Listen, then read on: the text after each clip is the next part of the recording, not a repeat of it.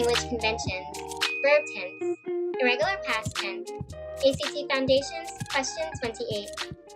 Me medicine, antidote your ignorance.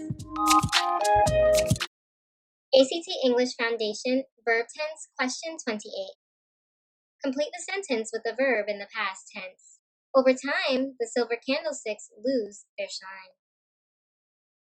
Here's what I need you to understand. Most verbs are regular in the past tense. That means you follow a rule like add ed or add d to get the past tense form of the verb. Some verbs are irregular in the past tense. That means you don't follow a rule. Instead, you must remember the past tense form of the verb. Check out this example. Jacob lost his keys. Lost is the irregular past tense form of the verb lose. This is a correct shift, and the overall sentence is formatted correctly. All right, back to our original question, and now for the solution.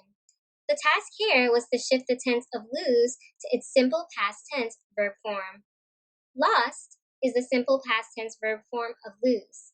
This is an irregular verb form, so you must commit it to memory.